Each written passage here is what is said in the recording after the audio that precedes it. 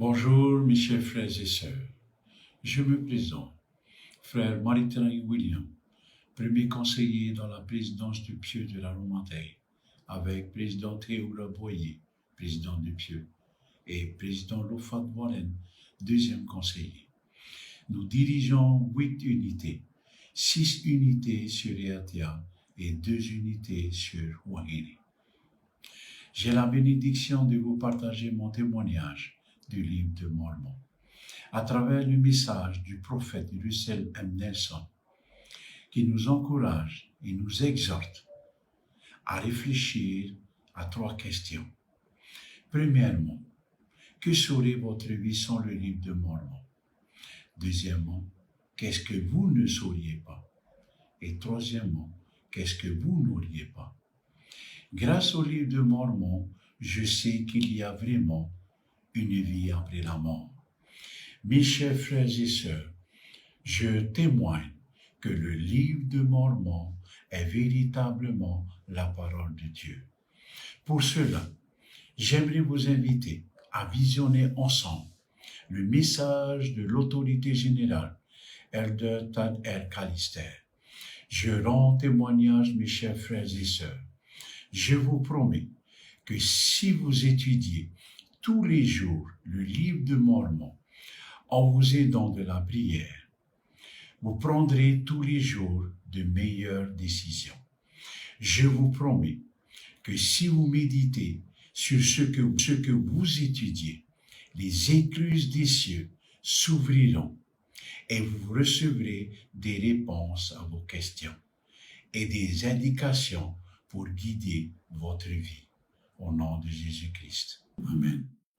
Yoranat motaet motuhene, ovo te taera maritarangi William, toturumata mor toti pretini atiti, noraro matei. Pretini titi, pretini teura boye. Toturupiti, pretini Lofat Warren. Te arate ini mato e vo'o paruita, e ononor eatea e pitino huahine.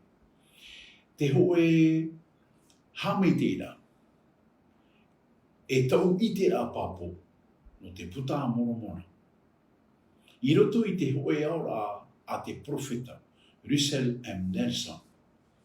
Te toturu nei i a tato, i a whiruri e turu wira, atei. E aha te huru tō tōra rā a hani aita te puta a moromona. E piti, e aha ta oto e ore e ite, e toru, e aha ta oto e ore e whanau. Mauti te puta a moromona, o ite aue, e ora a mau i murisho i te poe. E o mo tae, e o mo tuahine. Te whai te papu nei aue, e promoshua te puta a moromona. Nō reira, te ani nei au, ia hio angui tato, te propor ei a te hui mana whate, Elder Tad R. Callister. Te mo tae, te mo tuahine. Te profafo atu nei au ia otou e. Ia tua tapapa otou e te puta a moromona, nā roto i te pure, i te mo mahana atoa, e rawe ia otou i te mo whaotira mai te ia i te mo mahana atoa. Te profafo atu nei au e, ia whiruri mai te otou, i taotou i tua tapapa, e matara mai te mo hāmarama o te rei. E whari mai otou i te pahono a i taotou sho mauira, e te arate a taotou sho orara. Nā roto i te oa o Ietu Metia. Amen.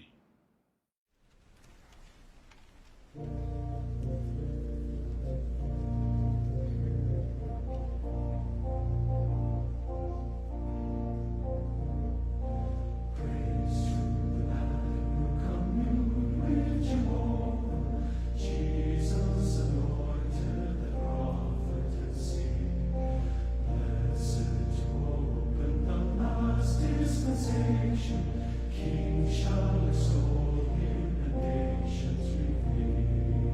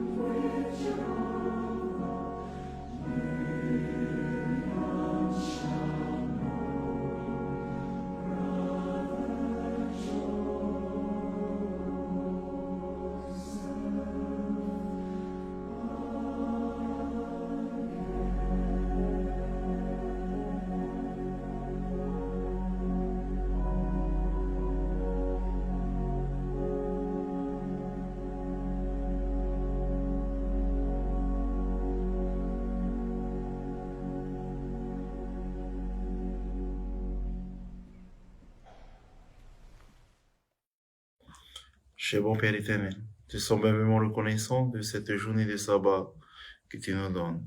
Te remercions également pour ton amour. Te remercions pour les nombreuses bénédictions et ta protection tout au long de cette semaine. Te demandons, Père éternel, afin que tu puisses nous bénir, chacun de nous. Puisses-tu bénir également ceux qui nous regardent au travers de la télévision. Puisses-tu, Père éternel, bénir les foyers, les familles qui sont dans le besoin, afin que tu puisses leur accorder ton amour et tes bénédictions dans leur vie. Père, puisses-tu protéger chacun de nous de toutes mauvaises intentions du malin et des hommes. Puisses-tu, Père éternel, nous aider à pouvoir garder tes commandements et à pouvoir respecter ce jour, le jour que tu nous as donné, c'est-à-dire le jour du sabbat. Et c'est là les quelques bénédictions que nous aimerions te demander, au nom de Jésus-Christ, notre Sauveur bien-aimé. Amen. Le livre de Mormon. Qu'est-ce que c'est et pourquoi est-il si important pour les membres de l'Église de Jésus-Christ? Les Mormons, ou plus exactement les Saints des Derniers Jours, membres de l'Église de Jésus-Christ des Saints des Derniers Jours, étudient la Bible comme tous les chrétiens. Mais ils croient aussi au livre de Mormon, un autre témoignage de Jésus-Christ. Pour eux, il ne s'agit pas d'un ouvrage se substituant à la Bible, mais il va de pair avec celle-ci. Comme la Bible, il s'agit d'un recueil d'écritures. Parlons un peu de ce que sont les Écritures. Le mot « écriture » signifie « écrit sacré » ou « religieux ». Les Écritures sont rédigées par les porte-paroles de Dieu, les prophètes. Bien que Dieu instruise ses enfants et communique souvent avec eux par la révélation personnelle, lorsqu'il les instruit en tant que peuple, ces prophètes compilent ces événements et ces enseignements afin qu'ils profitent à tous. La Bible est un exemple de livre d'écriture. Elle relate les relations de Dieu avec le peuple de la Méditerranée orientale et les enseignements qu'il leur a donnés. C'est une compilation d'écrits à la fois spirituels et historiques. Dans la Bible, on trouve des histoires miraculeuses de foi, de sacrifice, d'épreuves et d'amour. Vous connaissez l'histoire de Noé ou de Moïse, et bien sûr celle de la naissance du ministère et de la résurrection de Jésus-Christ. Ces histoires et événements ont été conservés et transmis de génération en génération. Ils ont ensuite été compilés en un livre d'écriture, la Bible. Initialement écrite en hébreu et en grec, elle a été traduite en anglais et dans des centaines d'autres langues. Mais qu'en est-il de ceux qui vivaient dans d'autres régions du monde? Quel genre de rapport Dieu avait-il avec eux? Dans le livre de Jean, Jésus révèle à ses disciples « J'ai encore d'autres brebis qui ne sont pas de cette bergerie. Celles-là, il faut que je les amène. Elles entendront ma voix et il y aura un seul troupeau, un seul berger. » Certaines de ces brebis sont celles qui habitaient les Amériques anciennes. Le livre de Mormon est une compilation de leurs écrits sacrés sur de nombreuses générations. Ils avaient des prophètes qui, comme ceux de la Bible, ont tenu un registre des événements spirituels et historiques durant des milliers d'années. Et comme pour la Bible, ces histoires ont été conservées et transmises de génération en génération. Elles ont aussi été compilées, ce qui a donné le livre de Mormon, un autre témoignage de Jésus-Christ. Comme la Bible, le livre de Mormon est une compilation d'écrits à la fois spirituels et historiques, rédigés par les prophètes de Dieu. On y trouve également des histoires miraculeuses de foi, de sacrifices, d'épreuves et d'amour. L'événement majeur du livre de Mormon est le récit du ministère de Jésus-Christ auprès de ses autres brebis. Peu après sa mort, le Sauveur est apparu aux habitants des Amériques anciennes en tant que Seigneur ressuscité avec un corps de chair et d'os. Comme à Jérusalem, Jésus a enseigné son évangile aux habitants de cette région et ils l'ont mis par écrit, puis transmis aux générations suivantes par l'intermédiaire de prophètes. D'où le livre de Mormon tire-t-il son nom? Qui est Mormon et quel est son rôle dans ce livre? Au IVe siècle après Jésus-Christ en Amérique, vivait un prophète et historien du nom de Mormon. Il fut chargé d'abréger tous les écrits tenus et transmis par les prophètes dans cette partie du globe. Mormon a gravé cet abrégé sur des plaques d'or dans une langue que son peuple appelait l'égyptien réformé. Étant donné qu'il avait la tâche de compiler les écrits, le livre porte son nom, le livre de Mormon. À la fin de sa vie, il a transmis ces plaques à son fils, Moroni, qui fut le dernier prophète à écrire dans le livre. Avant de mourir, Moroni a enterré les plaques d'or dans une boîte en pierre sur une colline se trouvant dans l'État de New York actuel. En 1823, ce même Moroni est apparu en tant qu'être ressuscité à Joseph Smith, le prophète. Il lui a parlé des plaques d'or, lui a montré où elles se trouvaient et lui a commandé de les traduire, ce que Joseph a fait par le pouvoir de Dieu. Depuis lors, le livre de Mormon a été traduit dans plus d'une centaine de langues. Et comme la Bible, il est disponible dans le monde entier. C'est un recueil supplémentaire d'écrits sacrés, rédigés par les prophètes de Dieu. Que contient le livre de Mormon? Comme le précise l'introduction, il présente les enseignements de l'évangile de Jésus-Christ, le plan du bonheur prévu par Dieu pour ses enfants et ce qu'ils doivent faire pour obtenir la paix dans cette vie et le salut et la vie éternelle avec Dieu. Néphi, un prophète du livre de Mormon, enseigne et nous parlons du Christ, nous nous réjouissons dans le Christ, nous prêchons le Christ, nous prophétisons concernant le Christ et nous écrivons selon nos prophéties afin que nos enfants sachent vers quelle source ils peuvent se tourner pour obtenir la rémission de leurs péchés. En fait, le livre de Mormon contient près de 3500 références à Jésus-Christ. Il témoigne de lui, annonce sa mission de sauveur, révèle son évangile et clarifie la doctrine. Comme la Bible, qui contient l'Ancien et le Nouveau Testament, le livre de Mormon est un autre testament de Jésus-Christ. C'est un autre témoin des relations de Dieu avec ses enfants dans une région différente du monde. Conjointement, la Bible et le livre de Mormon témoignent de Jésus-Christ et des relations de Dieu avec ses enfants. Aujourd'hui, des millions de saints des derniers jours ont la certitude que le livre de Mormon est un livre d'écriture. Ils croient que c'est la parole de Dieu à ses enfants et qu'il va de pair avec la Bible. Dieu aime ses enfants. Il veut qu'ils apprennent à le connaître, lui et son Fils. Il leur a donné les Saintes Écritures afin de leur montrer le chemin. En suivant les principes du livre de Mormon et de la Bible, ils trouveront la paix dans cette vie et le salut dans la vie à venir.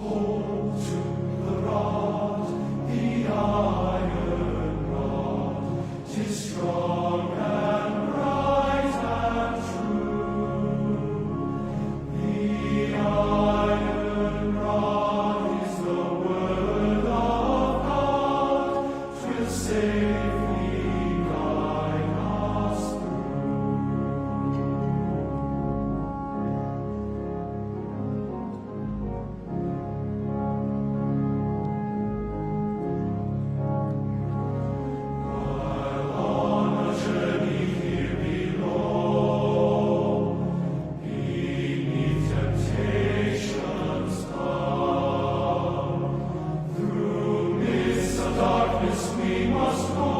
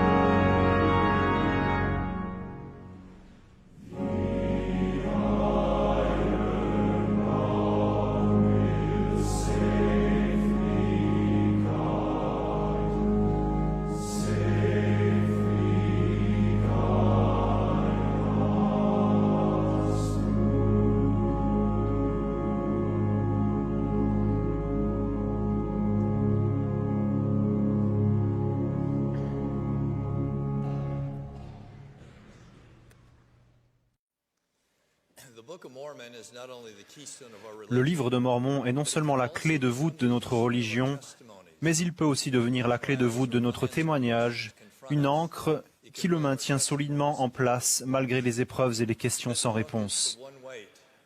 Sur une balance mesurant la vérité, le poids de ce livre excède celui de toutes les critiques prononcées à son encontre. Pourquoi? Parce que s'il est vrai, alors Joseph Smith était un prophète, et c'est ici l'Église rétablie de Jésus-Christ, quels que soient les arguments historiques ou autres qui tendent à prouver le contraire. C'est pour cette raison que les détracteurs sont déterminés à réfuter la véracité du livre de Mormon. Mais les obstacles qu'ils rencontrent sont insurmontables, car ce livre est vrai. Premièrement, les détracteurs doivent expliquer comment Joseph Smith, jeune paysan de 23 ans peu instruit, a pu concevoir un livre mentionnant des centaines de noms propres de personnes et de lieux et relatant en détail diverses histoires et événements. D'après de nombreux détracteurs, c'était un créateur de génie qui a eu recours à de nombreux livres et autres sources locales pour créer le contenu historique du livre de Mormon. Cependant, contrairement à cette affirmation, pas un seul témoin n'a déclaré avoir vu Joseph s'inspirer de ces sources présumées avant le début de la traduction. Même si cet argument était vrai, il est largement insuffisant pour expliquer l'existence du livre de Mormon. Il faudrait également répondre à la question « Comment Joseph a-t-il fait pour lire toutes ces sources présumées, sélectionner les éléments pertinents, harmoniser toutes ces informations complexes de lieu et de temps, puis les dicter parfaitement de mémoire ?» On sait en effet que lorsque Joseph traduisait, il n'avait aucune note. Sa femme a relaté « Il n'y avait aucun manuscrit ni livre qu'il aurait pu lire. S'il avait eu quelque chose de ce genre, il n'aurait pas pu me le cacher. » Alors comment Joseph a-t-il accompli le remarquable exploit de dicter un livre de plus de 500 pages sans aucune note? Pour le faire, il fallait qu'il soit un créateur de génie ainsi que quelqu'un doté d'une mémoire photographique prodigieuse. Mais si c'est vrai, alors pourquoi ces détracteurs n'attirent-ils pas l'attention sur son remarquable talent? Mais ce n'est pas tout. Ces arguments ne tendent à rendre compte que du contenu historique du livre. Les vraies questions demeurent. Comment Joseph a-t-il pu concevoir un livre? D'où émane l'esprit? Et où a-t-il pu apprendre une doctrine si profonde qui clarifiait ou contredisait les croyances chrétiennes de son temps? Par exemple, le livre de Mormon enseigne, contrairement à la plupart des croyances chrétiennes, que la chute d'Adam était une étape vers la progression. Il révèle les alliances contractées lors du baptême et que la Bible ne mentionne pas. On pourrait également se demander d'où vient l'affirmation puissante énoncée par Joseph que par son expiation, le Christ peut non seulement nous purifier de nos péchés, mais aussi nous rendre parfaits. D'où Joseph a-t-il tiré le remarquable sermon sur la foi contenu dans Alma 32? Ou bien le sermon du roi Benjamin sur l'expiation du Sauveur, peut-être le sermon le plus remarquable sur ce sujet de toutes les Écritures? Ou encore l'allégorie de l'olivier, avec toute sa complexité et sa richesse doctrinale? Quand je lis cette allégorie, je suis obligé de faire un dessin pour ne pas en manquer les subtilités. Peut-on imaginer que Joseph Smith ait dicté ses sermons de tête sans avoir recours à aucune note? Bien au contraire, on trouve les empreintes de Dieu partout dans le livre de Mormon. Les magnifiques vérités doctrinales en sont la preuve, en particulier les remarquables sermons sur l'expiation de Jésus-Christ. Si Joseph n'était pas un prophète, alors, pour expliquer ces magnifiques réflexions doctrinales et tant d'autres, les détracteurs sont forcés de reconnaître qu'il était également un théologien de génie. Si tel était le cas, alors on pourrait se demander pourquoi Joseph fut-il le seul dans les 1800 ans qui ont suivi le ministère du Christ à produire un tel recueil de doctrines uniques et limpides. C'est parce que l'origine de ce livre est la révélation, non le génie. Même si nous supposons que Joseph était un créateur et un théologien de génie doté d'une mémoire photographique, ses talents seuls ne font pas de lui un écrivain talentueux. Pour expliquer l'existence du livre de Mormon, les détracteurs doivent affirmer également que Joseph était, à 23 ans, naturellement doué pour l'écriture. Sinon, comment expliquer qu'il est entremêlé si harmonieusement de nombreux noms, lieux et événements sans une incohérence? Comment a-t-il pu imaginer de si complexes stratégies militaires, composées d'éloquents sermons et inventer des formules qui sont soulignées, faciles à retenir, citées et aimantées sur les portes de réfrigérateurs de millions de personnes, telles que Quand vous êtes au service de vos semblables, vous êtes simplement au service de votre Dieu, où les hommes sont pour avoir la joie. Ce sont là des messages vivants, ils résonnent en nous et nous inspirent. Il n'est pas réaliste de suggérer qu'à l'âge de 23 ans, Joseph Smith possédait les capacités requises pour écrire d'un seul jet cet ouvrage monumental en près de 65 jours de travail. Russell Nelson, écrivain habile et expérimenté, a expliqué qu'il avait récemment réécrit plus de 40 fois un discours de conférence générale. Pouvons-nous donc croire que Joseph Smith tout seul ait dicté la totalité du livre de Mormon d'un seul jet, y apportant uniquement quelques corrections grammaticales par la suite? Emma, la femme de Joseph, a confirmé qu'une telle entreprise était impossible. Joseph Smith, jeune homme, était incapable d'écrire ou de dicter une lettre cohérente et formulée convenablement, encore moins de dicter un livre comme le livre de Mormon.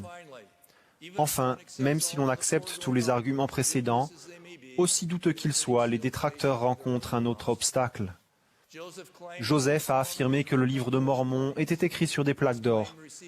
Cette affirmation lui valut de continuelles critiques de son vivant, car à cette époque, chacun savait que tout récit ancien était écrit sur des papyrus et des parchemins. Ce n'est que des années plus tard qu'on découvrit des plaques de métal sur lesquelles étaient gravés des écrits anciens. En outre, les détracteurs ont déclaré que l'utilisation du ciment décrit dans le livre de Mormon dépassait le savoir-faire technique de ces premiers habitants d'Amérique, et puis on a découvert des constructions en ciment dans l'Amérique ancienne. Que disent les détracteurs de toutes ces découvertes récentes? Joseph, voyez-vous, devait également être très chanceux quand il devinait. Malgré sa situation peu avantageuse, malgré toute la connaissance scientifique et académique existante, il a deviné correctement alors que tous les autres étaient dans l'erreur. En fin de compte, comment pourrait-on croire que toutes ces forces et tous ces facteurs avancés par les détracteurs se soient si bien conjugués qu'ils permirent à Joseph d'écrire le livre de Mormon et ainsi de promouvoir une œuvre frauduleuse et satanique? Est-ce logique? En opposition directe à une telle déclaration, ce livre a inspiré des millions de personnes à rejeter Satan et à mener une vie plus chrétienne.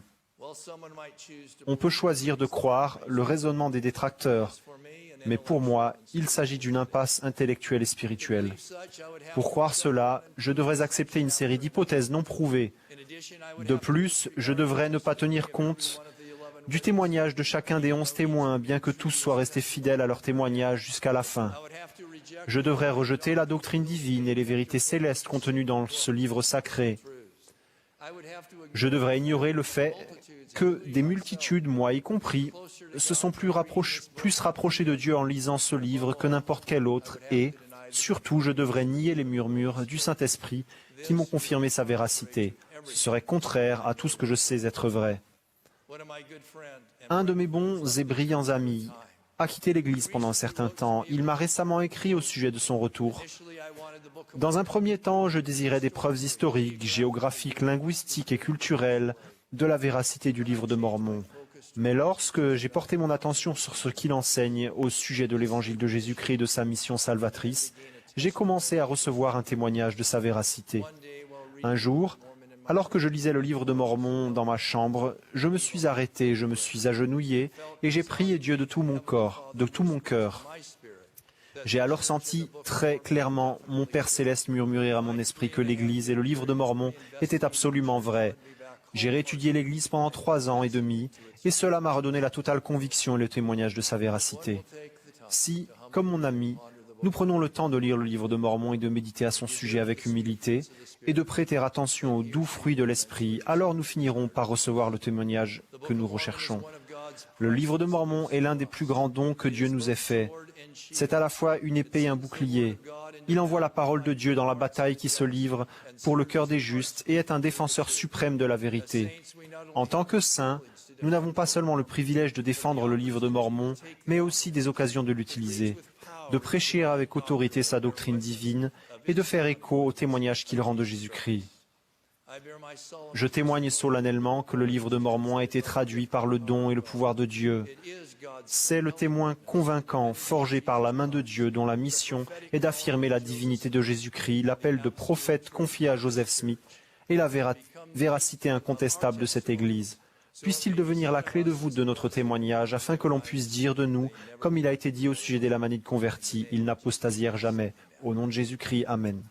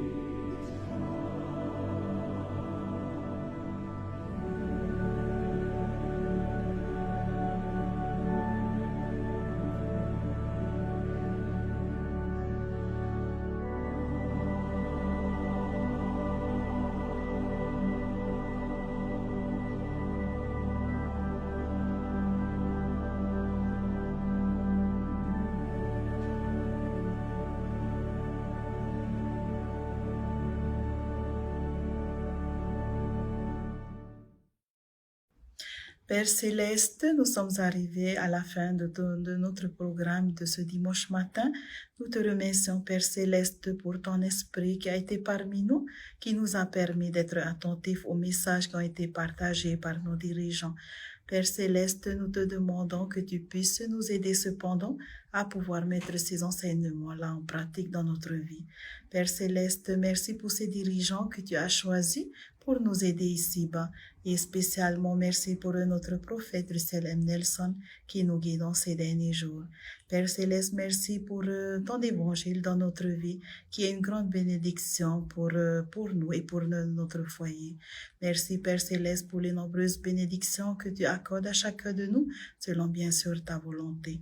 Père Céleste, puisses-tu nous accorder encore ton esprit pour le restant de cette journée de sabbat et que tu puisses nous aider à pouvoir sanctifier cette journée comme il le faudrait. Père Céleste, merci pour ton amour envers chacun de nous. Merci Père Céleste pour le sacrifice expiatoire de ton Fils Jésus-Christ. Père Céleste, nous t'aimons et nous t'adressons cette prière au nom de ton Fils Jésus-Christ. Amen. Amen.